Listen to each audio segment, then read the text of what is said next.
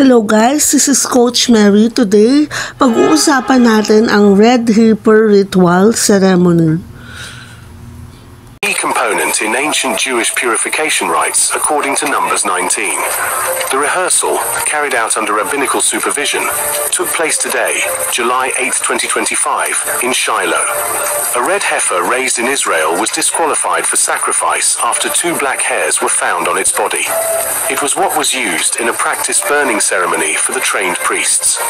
While no date for an actual sacrifice has been announced, the rehearsal included ritual garments, priestly training, and a demonstration of the altar procedures. Ang pulang baka nga ba ay tanda ng pagtatapos ng mga panahon? Guys, pag-usapan natin to. Ito yung sinabi sa Bible, yung the Red Heifer Ceremony, or kumukuha sila ng pulang baka, okay? At para maabot ang mga hinihingi ng kautusan sa lumang tipan o sa lumang Biblia, kinakailangan ng isang pulang baka para sa paglilinis ng kasalanan. Partikular ang abo ng isang pulang baka na may kulay na kombinasyon na pula at kayamanggi na may 2 taong gulang. Dapat ito ay walang depekto o kapintasan at hindi nagagamit o nasisingkawan. Ang paghandog ng isang pulang baka ay natatangi sa kautusan dahil ginagamit ito ng isang lalaking baka at inihahandog ito sa pintuan ng tabernakulo at ito lamang ang tanging handog na binanggit ang kulay. Ang pagpatay ng isang pulang baka ay nilalarawan sa aklat ng mga bilang 11, 1 hanggang 10. Ang saserdoteng si Eleazar na namamahala sa ritual ng labas ng kampo ng mga Israelita, pagkatapos na patayin ang hayop, winiwisik ni Eleazar ang dugo nito sa harapan ng tabernakulo ng 7 beses, bilang 19-4. Pagkatapos aalis siya sa kampo at pamamahalaan ang pagsusunog sa bangkay ng pulang baka, bilang 19-5. Habang sinusunog ang pulang baka, mag-uutos ang saserdote na maglagay ng apoy ng panggatong na sedro, isopo at pulang lana, bilang 19-6. Ang mga abo ng pulang baka ay iipunin at ilalagay sa nilinis sa lugar ayon sa seremonya sa labas ng kampo. Ang mga abo ay hinahalo sa tubig ng paglilinis at ito ay para sa paglilinis ng kasalanan, bilang 19-9. Nagpatuloy ang kautusan para sa detalye kung kailan at kung paano ginagamit ang abo ng pulang baka para sa taong nakahakawak o napadikit sa katawan ng isang patay na tao o hayop. Sino man makahawak sa patay na itunuturing na marumi sa loob ng 7 araw upang maging malinis muli, kailangan linisin na ang kanyang sarili sa 3 o 7 araw sa pamamagitan ng tubig na inilaan para dito. Kapag hindi na ginawa ito, hindi siya magiging malinis, bilang 19-11-12. Ang proseso ng paglilinis sa kinapalooban ng abo ng pulang baka bago sa ganitong paraan ang maituturing na marumi dahil sa paghawak sa patay, kalansay o libingan ay kukuha ng abo galing sa sinunog na handog para sa kapatawaran ng kasalanan. Ilalagay ito sa palangganang may sariwang tubig, pagkatapos ang isa ay tinuturing na malinis na kukuha na sanga ng hisopo, ilulubog ito sa tubig at bubisikan nito ang mga tolda, ang mga kagamitan nito at lahat ng tao nakahawak ng patay, kalansay o libingan, bilang 19-17-18. Okay guys, yung pulang baka, siya pala yung anino na paghahandog kay Kristo para sa kasalanan ng mga nanampalataya. Si Jesus ay walang kapintasan. Gaya ng katangian ng pulang baka, kung saan ang pulang baka ay hinahandog sa labas ng kampo. Ito yung ritual na ginagawa ngayon ng Israel. Okay, ginawa nila July 8, 2025, present times. At sinasabi nila na ito daw ay simula ng Revelation o yung 7 tribulations, na ibig sabihin malapit na yung gunaw ng mundo. Nandito na yung mga signs.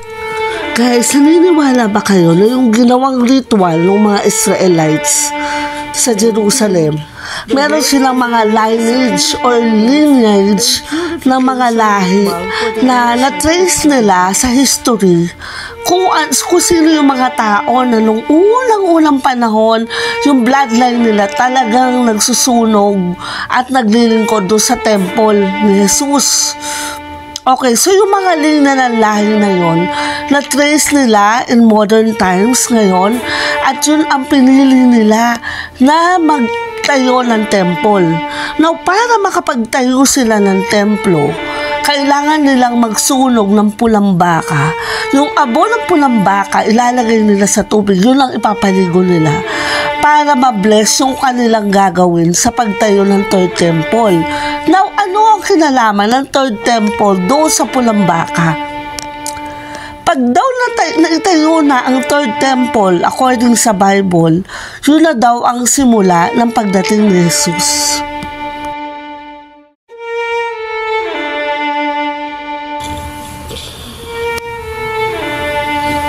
In the Bible, specifically in Numbers 19, the red apron is a key element in purification ritual for the ancient Israelites. Katayo daw ng third temple, okay? Mangyayari yung the concept ng 7 sign ng tribulations.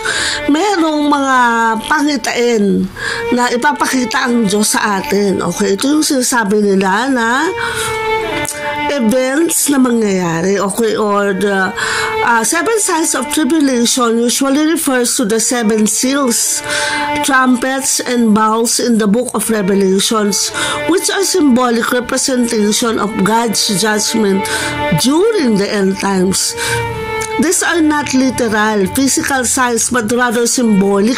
May mga symbol siya, guys, okay? So, in Tagalog, these events are often referred to as 7 sa 7 tatak, 7 sa 7 pakakak, at 7 sa 7 mangkok.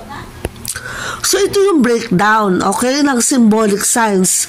Number 1, the 7 seals, or 7 sa 7 tatak. Ito yung Revelation 6 na makikita mo sa Bible na nagre-represent ng judgment, war, famine, pestilence, yung peste na dumadapo sa puno na pag nakagat ka, bumubukol yung nagkakaroon ng maliliit na pigsa at saka kamatayan. Yung first 4 daw ng seal are often called the 4 horsemen of the apocalypse. The 5th seal represent the persecution of the Christians. Ito na yung darating na panahon na yung mga napakarami ng mga Kristiyano nakakalat sa buong mundo, pero imbis na pakinggan sila ay papatayin or kukutsain sila. The 6th seal involves cosmic disturbances and destruction. So makikita nyo, ang bilis ng panahon, ang daming nahuhulog na tulay, malalaking bagyo, malalakas na bagyo, pagguho ng mga gusali, yan daw yun. And the 7th seal introduces the 7 trumpets. So, 7 seal, 7 sa 7 tatak, merong 7 signs, and then merong 7 trompeta, or 7 sa 7 pakaka. Okay, pag-usapan natin to, guys. These are sounded in Revelation 8-9, and each one brings further judgment. The 5th and 6th trumpets involves demonic forces unleashed upon the earth. So, yung 5th Revelation, yung 5th the 5th and the 6th trumpets, yung pang-5 hanggang 6 na trumpeta, ay pag narinig nyo na daw siya, lalabas na daw yung mga demonic forces, tapos yung unleash upon the earth. manggagana siya sa ilalim ng lupa. The seventh trumpet announces the end of the earth, rule the beginning of the God's reign. Okay, ang next ito ay the seven bowls. 7 sa 7 mangkok. These are the poured out in Revelation 16 and represent the final, most severe judgment upon earth. They include plagues of sores, blood in the sea, and scorching of heat. Di ba nakita natin yung Red Sea? Ano na siya? May dugo. Tapos nakita nila na sa balita dito sa YouTube. Okay, merong sobrang napakainit na panahon na parang masusunog ka. Okay, the seventh bowl leads to the final battle, the Armageddon and the fall of the Babylon. So ito lahat ay symbolic. Hindi ibig sabihin na doon sa ano talaga, mangyayari talaga, makikita mo to. Merong mga signs, may mga symbols na nakikita. Yung mga expert, lalo na yung mga Christian expert o yung mga theologies na pinag-aaralan nila. Okay? So, pakinggan nito guys pakinggan nyo to. Ang nakakatakot na katotohanan tungkol sa Antikristo. Ito ang magaganap sa tribulation.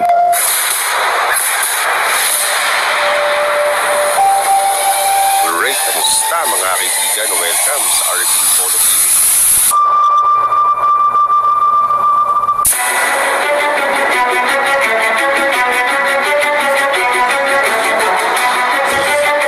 Ayon sa Christian Study, ang Great Tribulation ay isang panahon na binanggit ni Jesus sa Olivet Discourse bilang hudyat na magaganap na katapusan ng panahon.